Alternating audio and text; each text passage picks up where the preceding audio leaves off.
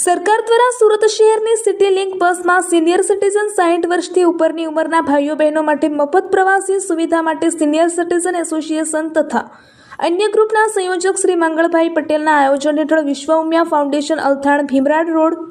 ત્રીજા માળે સરકારશ્રીના સહયોગથી ફ્રી પાસ માટેનું આયોજન કરવામાં આવ્યું હતું, જેમાં ગુજરાત સરકારના માનવંતા ઉપમુખ્યમંત્રી શ્રી હર્ષભાઈ સંઘવીના શુભ હસ્તે પાસ વિતરણ સમારંભ કે જેમાં વિશ્વ ઉમિયા ફાઉન્ડેશનના શ્રી સુરેશભાઈ પટેલ, શ્રી દામોદરભાઈ, શ્રી વિવેકભાઈ પટેલ, કમલેશભાઈ પટેલ, ધર્મેશભાઈ પટેલ, પ્રતિકભાઈ પટેલ, વિજયભાઈ પટેલ અને અન્ય મિત્રો તથા અમારા સાથી મિત્રોની સહયોગથી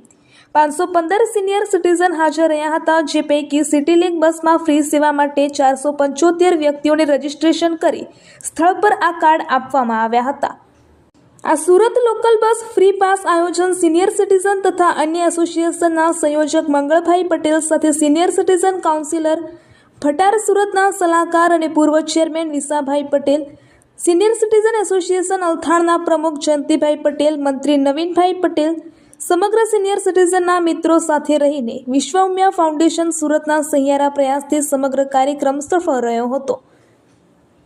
રિપોર્ટર ન્યૂઝ ઓફ પાટણ તંત્રી રાજુભાઈ ડી પટેલ।